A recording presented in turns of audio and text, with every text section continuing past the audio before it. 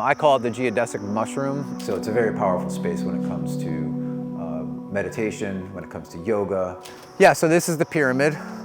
It's another sacred structure. We started making flower sculptures, large flower sculptures. This is a natural geodesic dome, meaning that we used all natural timbers. I decided to stand up all of the trees that we cut down into what we call the tree pea. For me, this is just one giant sculpture. I'm just sculpting land. At the same time, building something for people that will help people. That's what this place is about. Stopping and really taking a deep breath and realizing that it's not all about work. It's not all about all the stresses. It's actually, life is pretty simple. You ready? I'm ready. All right. All right, I guess I'll start with with that. Cool. So what are we doing right now? I just came back from the local, what they call themselves a juicery, which is the downtown fresh juice place. And as you can see with the buckets, so we have pineapple, we have lemon peels and celery, and basically all organic vegetables and fruits that they grind up and cold press into good juices. And the farm gets the benefit of the leftovers. The alpaca don't like the lemons, so we leave that for them. And the pineapples, they don't like those. Yeah, Harold won't like that. How long have you had alpacas for? What's that? How long have you had alpacas for? I think about 20 years. Oh, wow. Or more, actually. What is the purpose of having alpacas around here? I guess you'd have to ask my mother, but they've, because she's the one who brought them here. But, I mean, for me, it's amazing. I mean, it's for their poop, really. They have incredible poop because it can be applied directly to your garden, or we can make tea out of it. So it's used at the base level for the in my compost. I mix it in with the chicken poop. I have a whole system where, I don't know if you can see the backside of the chicken coops are there, and I pull it all out. The great thing about alpacas, they poop in the same area too. Always poop and pee in the same area, so they create piles. And so I just scrape up those piles with the chicken and all of the stuff that they don't eat. I'll dump some pulp for them in a minute. I usually leave this open for a little while, let the chickens eat whatever they want. And there's usually worms and that type of thing that they can eat too. So they're very happy. I'm coming, Harold.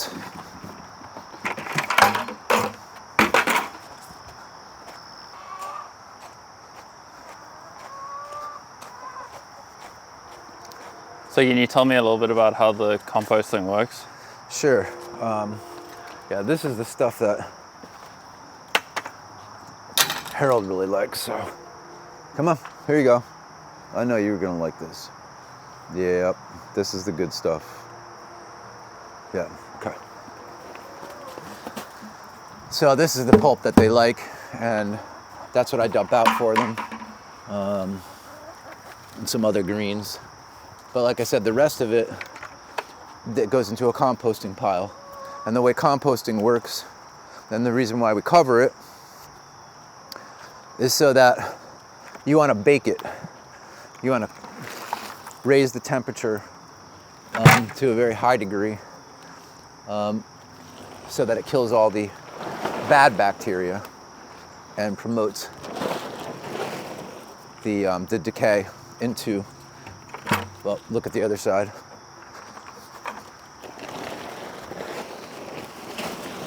You might see a rat.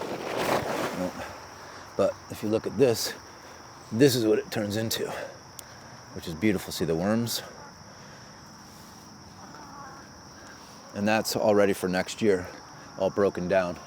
And you use that for the food garden that you have as well? Use that for everything, for all the gardening, whether it be outside, inside. We also sell our compost, so it's a great resource there. And so we grow let's say the kale or the spinach, and then we bring that back to the juicery, and they use the juice, and they use that for making juice. So it's kind of like a symbiotic relationship between this place and the juicery as well. Well, that's what it's all about. I mean, that's the example. That's sustainability. So that's what we're trying to teach, and we're trying to teach. The only way to teach people is through example. So you have to live by example. So tell me a little bit about what this place is, what you're doing here. Well, I think I've been thinking a lot about what we're doing here, and one is obviously to teach sustainability and how to live independently and deliberately. But I think the bigger picture is it's just a giant playground. It's a place for people to come and to play and to heal. And playing I'm using as a really broad term because part of playing is also meditation. So, and that's what we're teaching here as well. I mean, when it comes to anything that's healthy, I mean, it's a healthy lifestyle, and that's what a sustainable lifestyle is. If you have to sustain your body. But I think there's, before we get to sustainability, there has to be this regenerative kind of attitude. We have to regenerate our bodies because we've been beating the hell out of them with all social media, with anxiety from work and from family stresses and everything, and we never slow down and stop to take care of ourselves. So that's what this place is about. Stopping and really taking a deep breath and realizing that it's not all about work. It's not all about all the stresses. It's actually, life is pretty simple. So this is my brother Josh and part of the crew. And what he just did was actually roll up the greenhouse sides, which was going to be my next step. But yeah, so we all work together around here. We're a family and staff, so we work together to get everything done because there's a lot to do on a farm. So yeah, rolling up the sides of the greenhouse. What do you do around here, Josh? Everything. Feeding animals, building things, watering plants, harvesting vegetables, cleaning the grounds, imagining things. I think that's the biggest, yeah. Imagining What new did you do things. yesterday? I built a bunny dome and a bunny hutch. We're getting a Flemish giant as soon as we have a place for it to live. That was about it. And then thought up some more stuff that we had to do, made some to-do lists. Yeah, that's about it. Sweet. What I you just doing now? woke up, so you probably don't look that great. Now I'm just getting ready for the day. I'm waking up. Waking up. Sweet. Coffee. I'm gonna go. I'll get this one, this side. Why do you have to roll this up? So during, it was raining last night, so when it pours out and you have the sides up, we get a lot of water infiltration. So with the sides down, we don't. But that's not the only purpose in this daytime. You want to roll up the sides to let the cool air come through and keep the greenhouse at a nice temperature. So it's that simple. Temperature control. What's the ideal temperature for a greenhouse? It depends on the plant, but we probably want to keep ours around 80, somewhere around there. And is that year round? No, I mean, it's definitely going to get cooler, and again, it depends on what we plant. So if you come in and we look, like I have some cold crops, and if you can see, actually the lettuce is actually going to flower because we had a heat wave this past week, so those quickly went to flower. But our other cold crop is kale, and that can withstand temperatures all the way down to almost freezing. So we'll have that going all winter, as well as spinach. We have trays of spinach over here that we just planted and brought those to seedlings, and then we'll replant those into the interior garden. I'm not sure whether we're going to do them in pots or whether we're going to do them in trays, or we're going to experiment this year. It's our first time growing throughout the winter, and we're hoping we can at least break even with the heat because you have to heat the place. So you're going to sell produce from here in winter? Yeah, we're going to sell it back to the juicery that we got it from. So hopefully that'll be, it isn't just this exchange of pulp for vegetables. Growing vegetables obviously takes more than just an exchange for pulp. So, but yeah, we're going to water up the garden now, and we got rain last night, so we don't have to water outside, which is bonus. Nice. I think we're going to work on the flower dome today, but we should finish up the rabbit hutch, right? So I was thinking about that last night too. So water up the garden. I assume you go through a lot of water here. Again, it depends on what the water's our biggest problem here because we're on a well and we have to be conservative about it. So what we do is we collect rainwater. Right now I have about a 3,500 gallon system, and we collect it off of the roofs of the garage studio that we have here, and then I pump it to all the garden, and then we pump it into some storage containers that I bought, which I'll show you in a little while outside. And so I'd say in the greenhouse we go through about in a light time around 20 gallons, 25 gallons a day, and then when we have a lot growing in here, it's more like 50 gallons. So this is our indoor garden, which is planted directly into the ground, and then we just keep on adding more compost to it, so we regenerate the soil in here. We don't till it; we just regenerate it, and that's the way we do all of our beds. We regenerate the soil, and the way we do it is by adding all that compost that we just looked at to it every year and throughout the season. And you built this greenhouse as well, right? Yeah, everything, pretty much everything that you see in the woods is what has been designed and built by us, by the family. We're all craftsmen, and I mean that's another thing that we're trying to teach here is, not too many people even know how to hold a hammer these days, or I should say a screw gun, because hammers are becoming obsolete.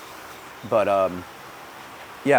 one thing about the farming life is that a farmer needs to know how to do everything, and that's sustainable living. I mean, if all of a sudden we didn't have,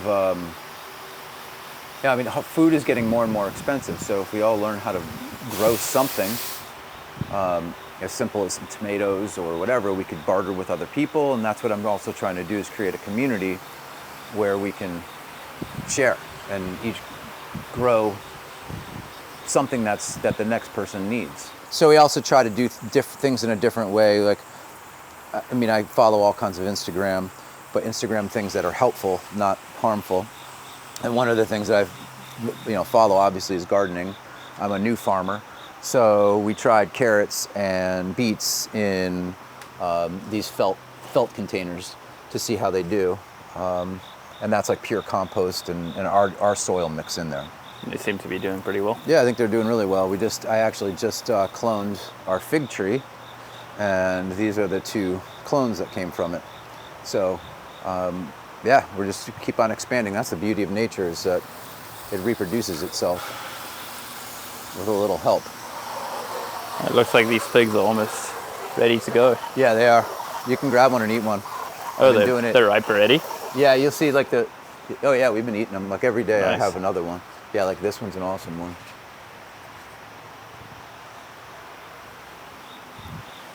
Good, right? That's so good already.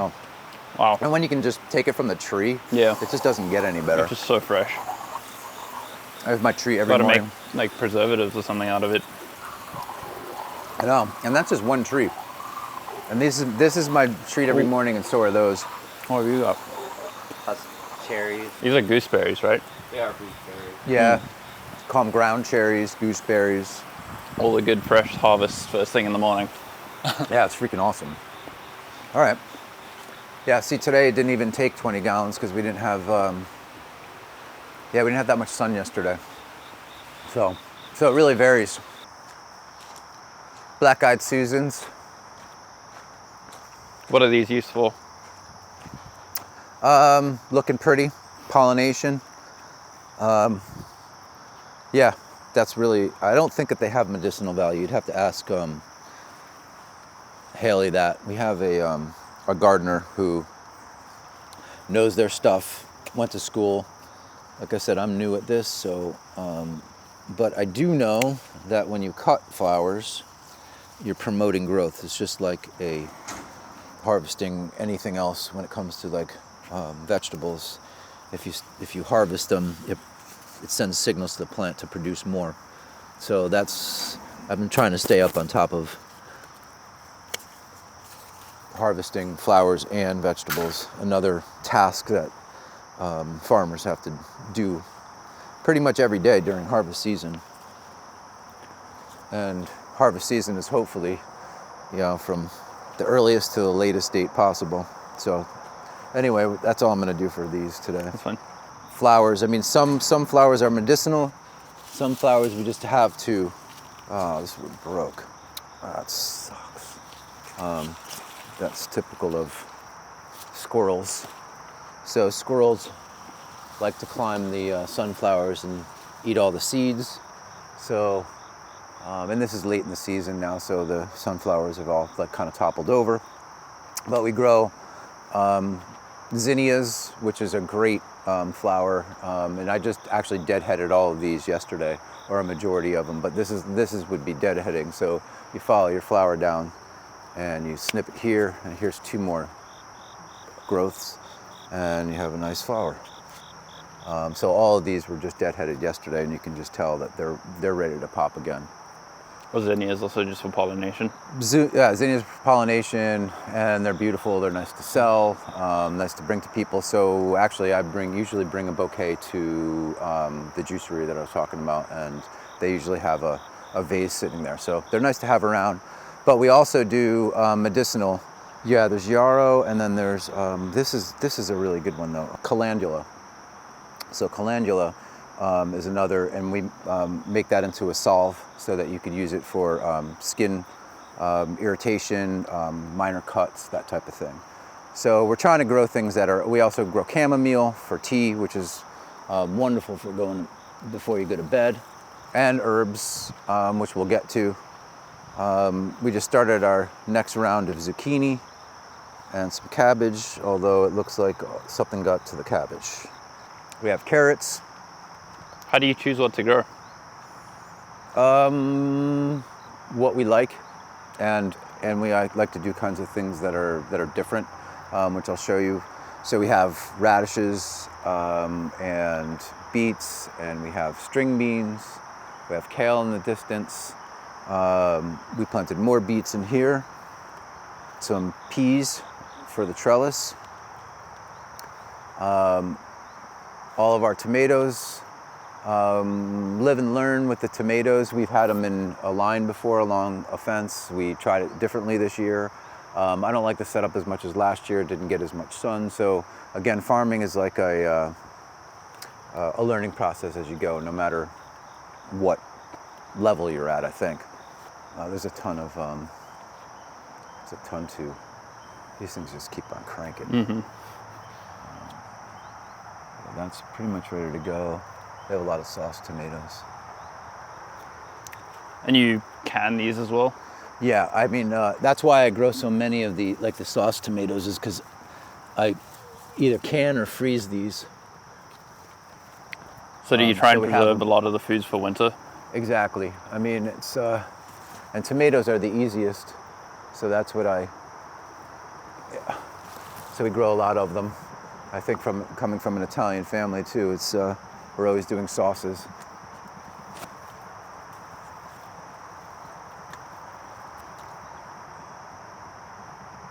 Do we do that?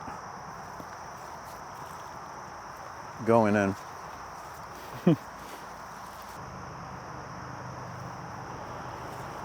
And these are these are new to this year. This is a striped Romano. Usually they look more like a plum, and they're more red, but these are striped. So, but we've made a couple sauces and chilies with them, and they're really good. So I think we'll do them again next year. And is all this food just for family, or?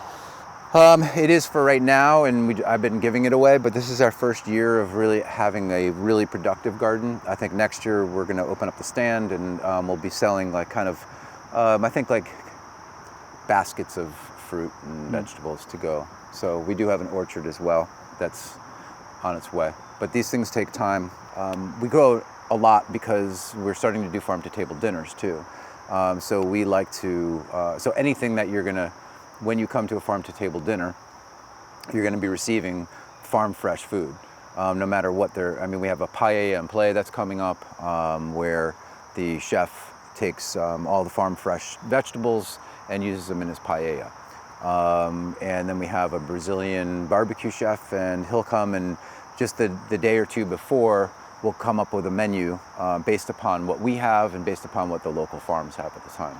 So you're always getting the freshest product, and that's why, and that's how we need to teach people, or that's what we need to teach people, is that to know where their food comes from.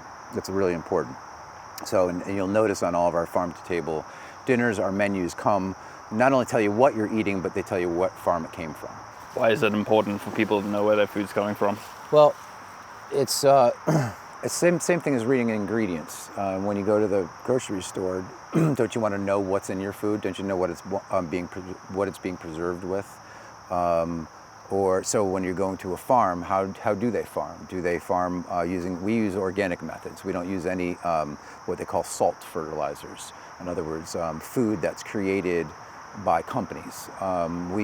I collect indigenous microorganisms and we create our own plant food through a, what's it called, a fermenting process. So we ferment our young plants to create a plant juice. Then we ferment our young fruits into a fruit juice, and then we ferment our adult vegetables and fruits and plants so that we can then give that food to the adult the adult plants during the flowering stage. So that's the way we create our own food, whereas other places are using salt fertilizers, fertilizer like Miracle Grow, that type of thing, which is not the healthiest way of doing things. How do you deal with pests? Pests are by collecting indigenous microorganisms from around the area. You then combine that with your food, and that gives the plants a natural resilience to, and there's lots of other things, a natural resilience to insects in the area. But there's other things that you could do, such as putting up bird houses, making sure that there's places for the bats to live, so that you are creating an ecosystem that kind of self-sustains itself. A bunch of sauce. I guess I should have brought my produce bag out. This is an old farmer's trick, though. How long have you been doing this? Well, I was brought up on my grandmother's farm, so that was 45 years ago, 40 years ago. I'm 55, so yeah, I started out on that farm. I learned how to make change in the farm stand, and I farmed in the fields, picking corn and tomatoes and strawberries, and that was my first kind of business, was to sell strawberries on the side of the road for, I think it was like $3 a quart. So. And how long have you been running this place? This place we just opened to the public this year. This is the example of the funky stuff that we grow. This is called yard-long string beans. They taste just as good as they taste as good as a regular string bean, but they're brown and they're double the size, and they're very prolific and they look cool. So again, we try to do things that are different and cool. You haven't been farming all your life, though, have you? No. No, and that's the thing, is anybody can farm. It's really not a difficult thing to do. It's a matter of, again, trial and error. So I urge anybody to plant a seed and see what grows and then take care of it. And yeah, and you don't need to, and it could be something that you like, whether it be a flower or whether it be a vegetable, or yeah, I mean, that's what we do here. I just ask people what they like, whether it be broccoli or beets. I know we use a lot of beets, we use a lot of spinach, we use a lot of kale, because I juice every morning, which I think is a really good way to start the day. Mm-hmm. So that's what I'm doing, is I'm just, again, living by example. Yeah, so I think throughout life if you look back on your life, you can see several different lives that you've lived. For me, my first occupation, my first serious occupation was being an attorney, and I've moved, and I did that for a while, and then I stopped. I have that kind of personality that is gets bored easily, and doesn't like the same thing every single day, going and doing the same thing every day. And being an attorney is pretty high stress, so I did it, and then I stopped, and then I did construction for a lot of years, for about 10 years, building places for people, restaurants and homes and that type of thing. So I gained another skill. And then, but I was unsatisfied with that. And I actually, the economy pushed me into different directions as well. So you just, when you walk life and you just allow it to happen, I just ended up here. I was always an artist, and I was brought up an artist. So I just wanted to make that more of a occupation and see if I could make money from it. And I tried that for a while, and I found out how difficult that was. But that brought me to this biggest creation, which is really, for me, this is just one giant sculpture. I'm just sculpting land and having fun sculpting land, and at the same time building something for people that will help people. But for me, it's just a culmination of all of my talents. Yes, I'm an attorney, I'm a professional artist, I'm a builder, I'm guess you could call it like a visionary, because I see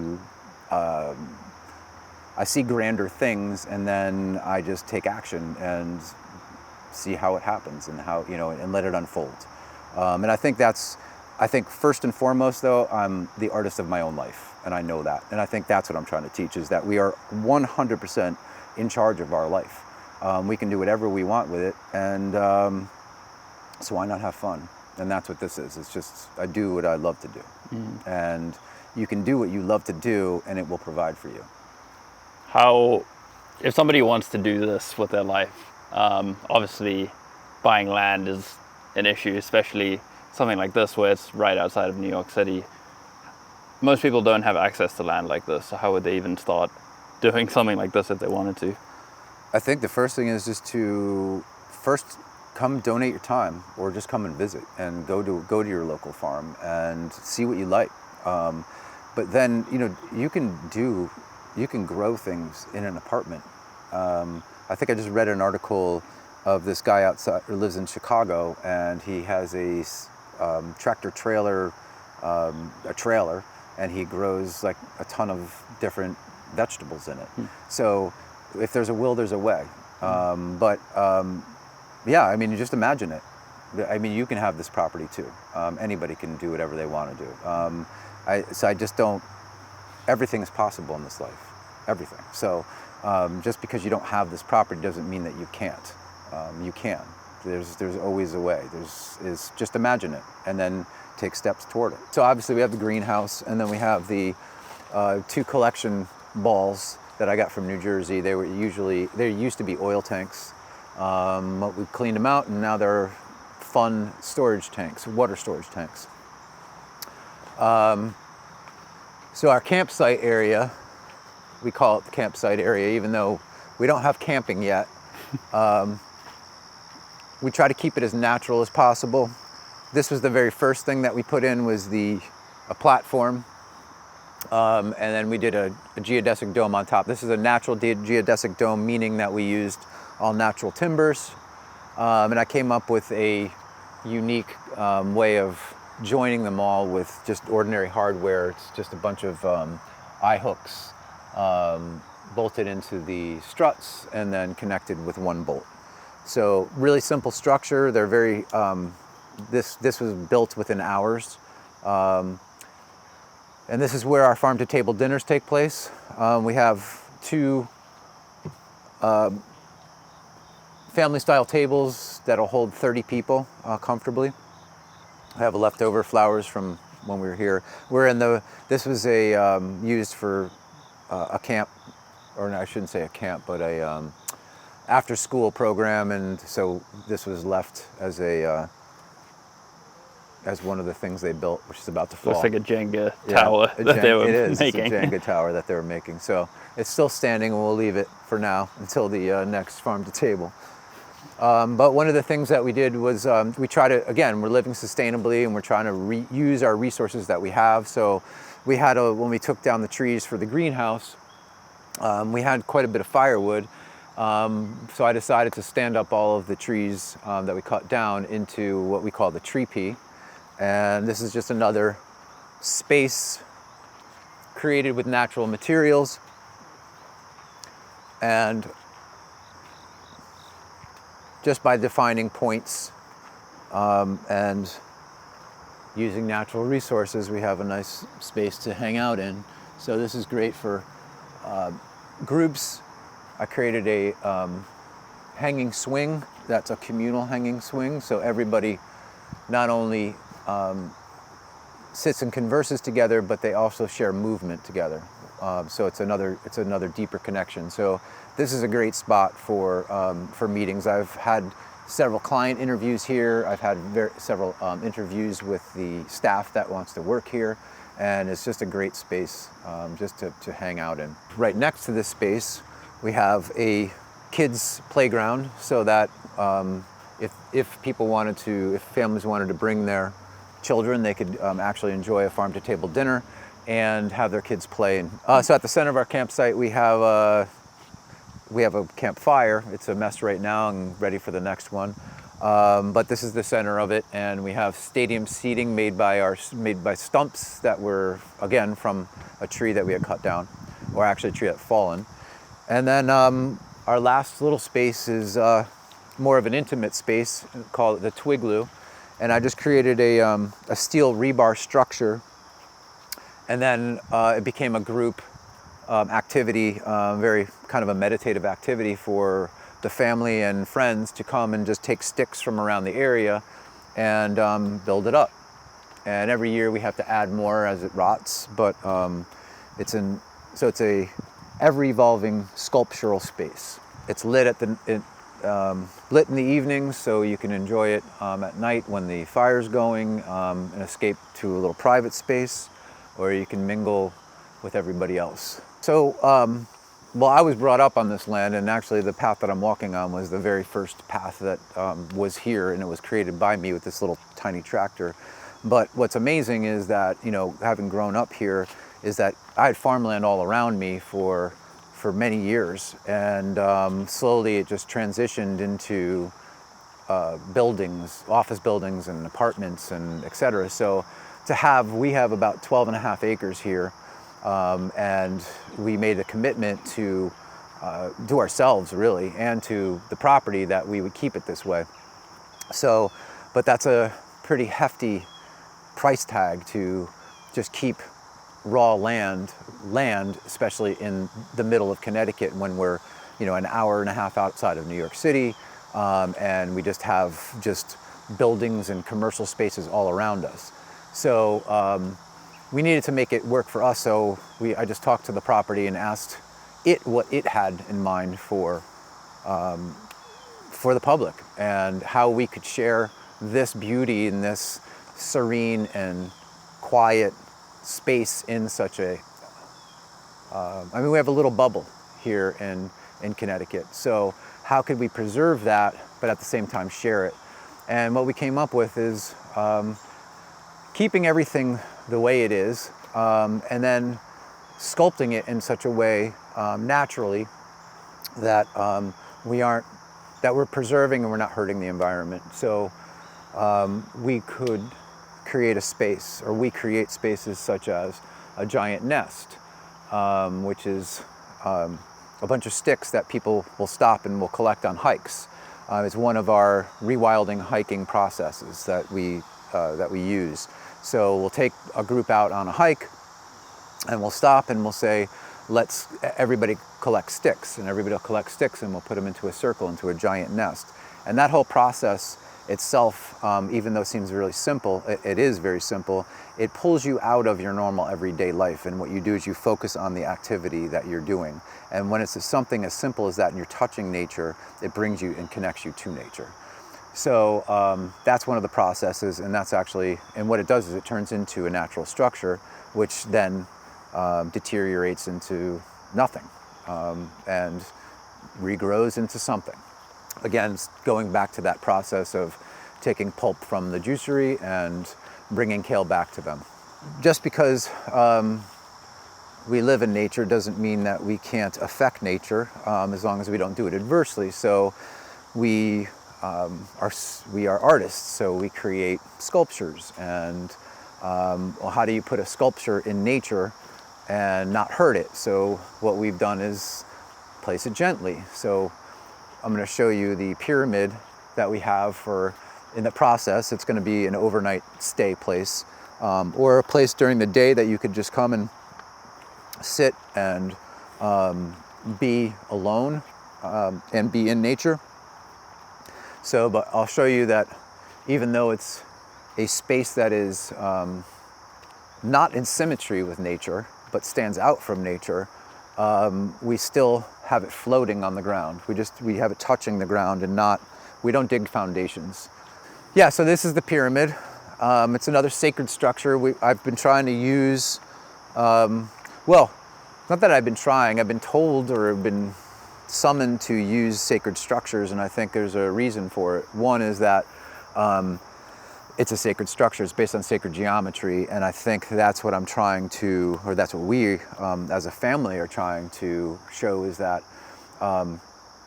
we can capture space and make it sacred.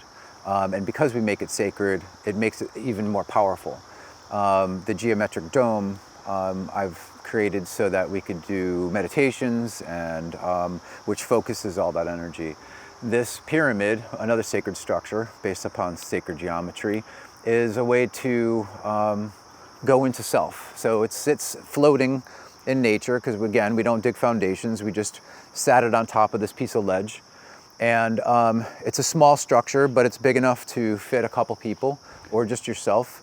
And it's obviously not done yet, right? And it's not done yet. I mean, the whole thing is going to be skinned and with metal, and so it'll be 100% waterproof, so you could spend the night in it. And but most importantly, it's a quiet, dark space.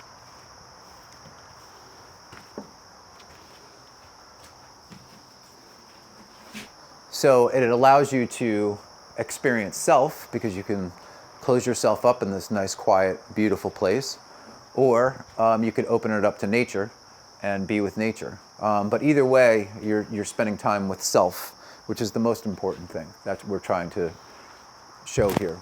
So the building that we're coming up on is actually on the other side of our property. It's the rear entrance to the property. It was built as a stand, but it's evolved since then.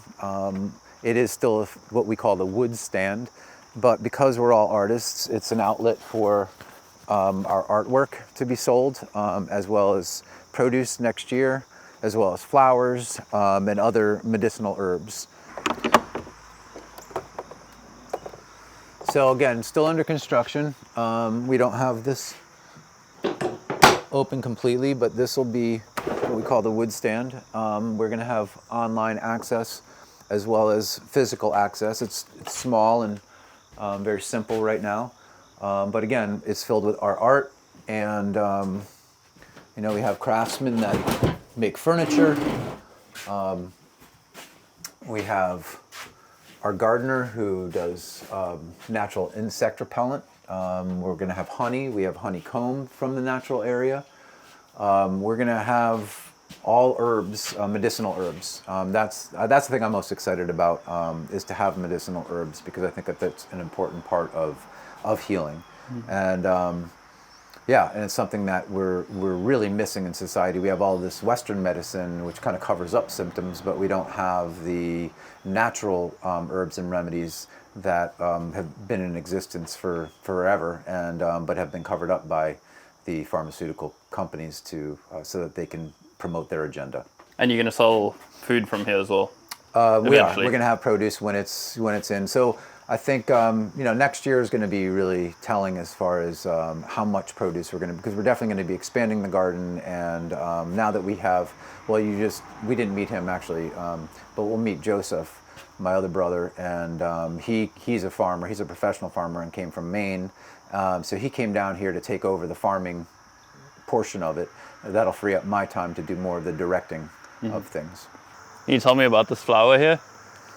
Sure. Yeah, this is my third or fourth life. I told you I became I was attorney, then I was builder, and then I became professional artist. So I started making flower sculptures, large flower sculptures that I would enter into competitions and try to get my name out there. And then I started leasing them to corporate parks. And I still do. This is just another occupation that I have.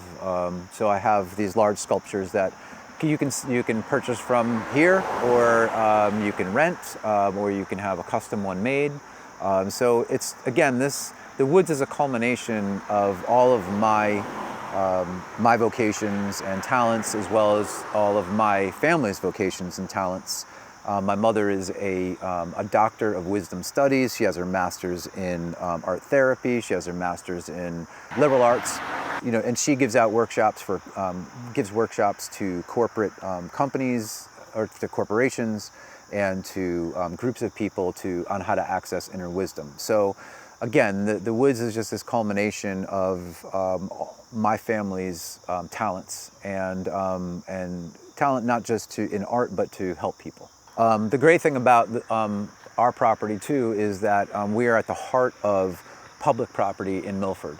So right across the street, even though it doesn't look that way because it's grown in, we're constantly cutting a trailhead in through, and this is one entrance to approximately, I think it's 30 plus acres of land that was acquired by Milford and made to public, and given public access. So there's a ton of trails there. That connects to another tract of land called Eisenhower Park in Milford, and that's hundreds of acres, I believe. And then we're on the other side of the property, on the east side of the property, we abut Redroot Park, which is another open hiking land, so our public access. So we're really at the heart of all of the public woods property in Milford, which is really nice.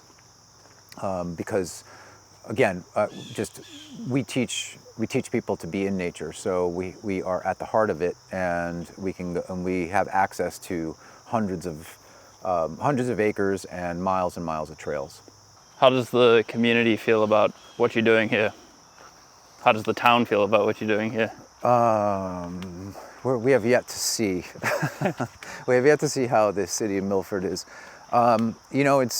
We've been, even though this has been farmland for, over 100 years, it was not designated as farmland as of recent until actually about 20 years ago, when my father had it switched back to farmland.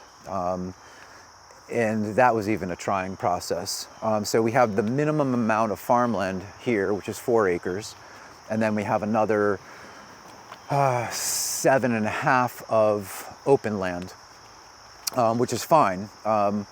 So when we opened our doors to the public a couple weeks ago, we were told that we didn't have a farm by the city of Milford, but that's changed since then, because I know that we do, and it helps that I'm an attorney, so I speak the same languages. But no, I am an attorney, and although I know how to fight, I know that that fighting is not the answer, and that I actually invited the city of Milford to come and walk around and work together with me and my family to on how we can implement this, because it's not your typical farm. It's a different farm. We're not trying to just sell vegetables. We're trying to sell a way of life, because the farming way of life is a great model for living your life in general. Regenerate your body, sustain your body, and the way we do that is not just through food, but we do that through mental health, by meditation, by taking walks in the woods. We also do that by cutting out what's harmful to us, like social media, even if it's just a break to come here and shut that off. We do that by exercising. So there's all different types of things that we do as farmers because we need to know everything. We need to know how to fix a tractor. We need to know how to build a building. We need to know how to plant a seed. So the more we know as a person, the better off we're going to be. So what we're trying to sell here is, again, a way of life, a sustainable way of life. What it really comes down to is, you know, how we take care of ourselves and how we treat our bodies. And yeah, and you know, Eastern religions have been telling us that meditation is an essential part of living. And I believe that, and I believe that is something that, and it's, you know, meditation is such a,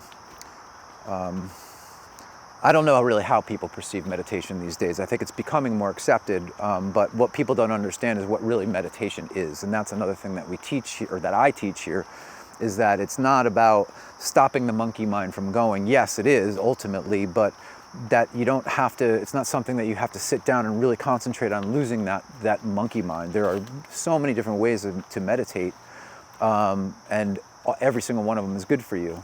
So that's what we teach here. And we also teach how meditation works, that when you sit in silence and stillness, regardless of where your brain is going, that, and stop all the negative inputs, that time of just being in silence and stillness allows your body to regenerate. Our bodies naturally heal. When you cut yourself, it heals. So when you meditate and you quiet yourself down, your body goes into a default healing mode, mentally speaking and physically speaking. So again, that's another, so if you wanted to call that a philosophy, I guess you could call that a philosophy of, you know, how the body works. Yeah. I call it the geodesic mushroom. This is my second attempt at a geodesic dome. And so it's covered with a black polycarbonate plastic, which gives it a mirror effect. It sits on top of stumps like these. So I had a local, again, using sustainable methods, I called up a friend who owns a tree company, and he wanted to get rid of a bunch of stumps. So these are huge. This is a small one compared to what's under the dome, but I have that dome is actually sitting on top of 12 large stumps. And so it's a temporary structure, but it sits really on top of a mound of wood chips that I built up around it. So it acts as like a mushroom on a stump, which is why I call it the geodesic mushroom. Everything this is all from a playscape, the steps up, which also sit on top of the stumps.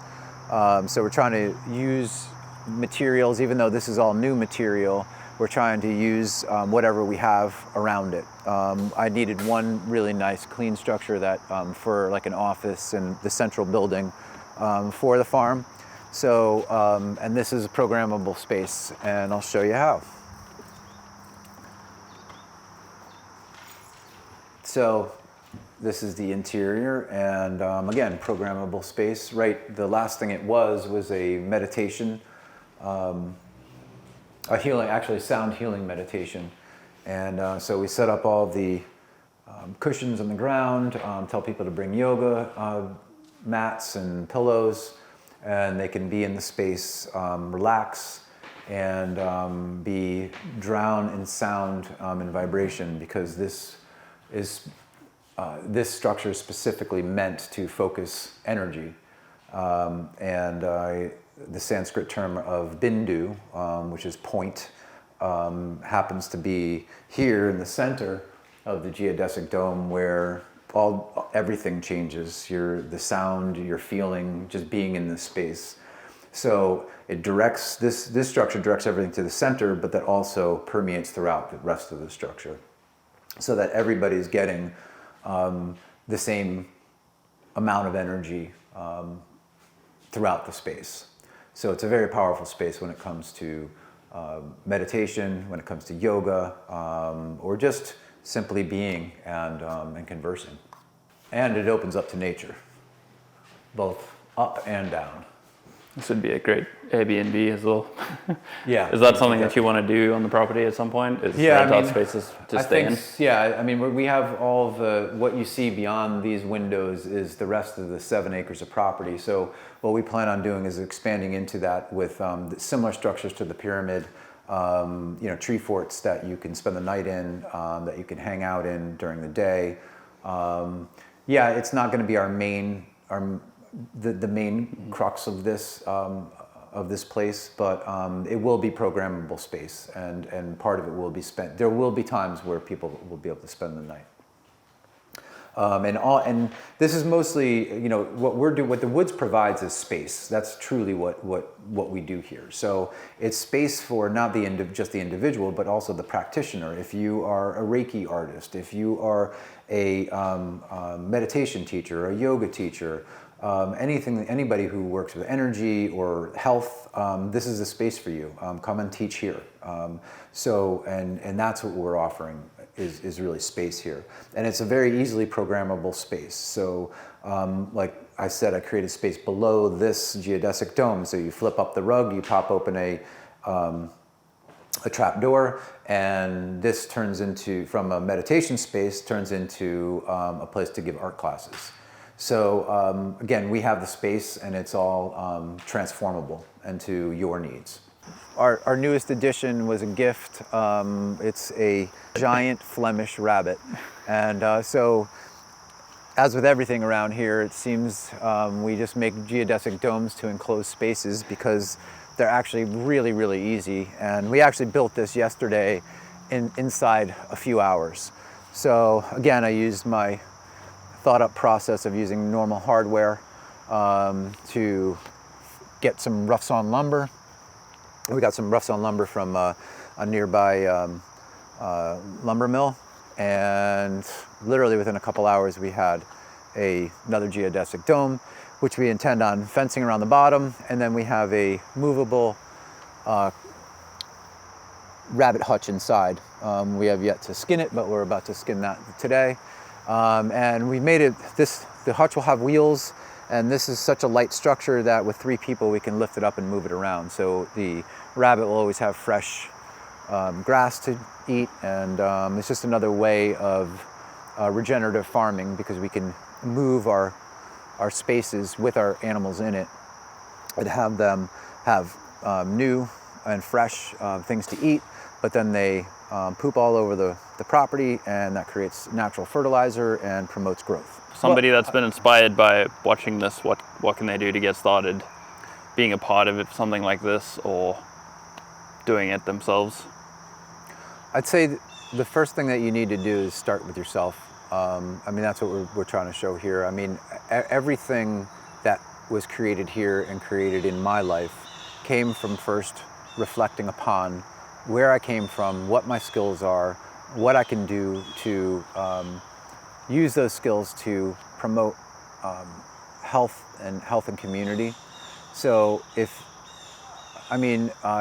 you have a talent of creating video, great. Well, how can you use that video to promote sustainability and regenerative philosophy? You're doing it. So it doesn't matter who you are or what your skill is. There's a purpose for you, and the only way you know that is by going within. So that's what I'm trying to do here, and that's the way I want to inspire people, to tell them to go within, understand who they are. Like I said, from the beginning and how we were walking through this, like this is a culmination of my many different lives and vocations that I've had. So if you're at the beginning if you're in your 20s and you just started out, fine, then that yours is going to be focused on where you are then and now, but understand who you are and what your talents are and how to use them. So and then just keep on building on them, and then eventually you're going to get to, and keep on imagining, and you're eventually going to get to where you want to go. Cool. And then last question, if people want to come visit the woods, if they want to come help out, where do they go? What do they do? Where can they find you? So our website is redrootfarm.com, ROOT, and you can go on there, and there's a form that you can fill out to to help out if you want to come and volunteer.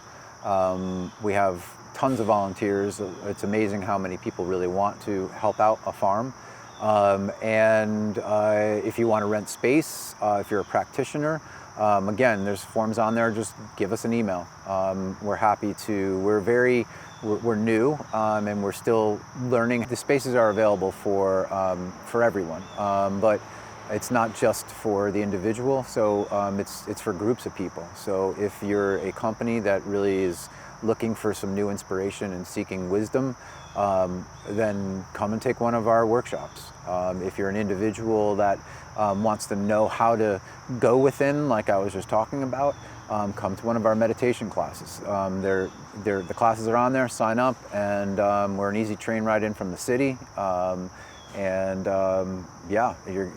I guarantee you're gonna be pleased and relaxed when you come to this space.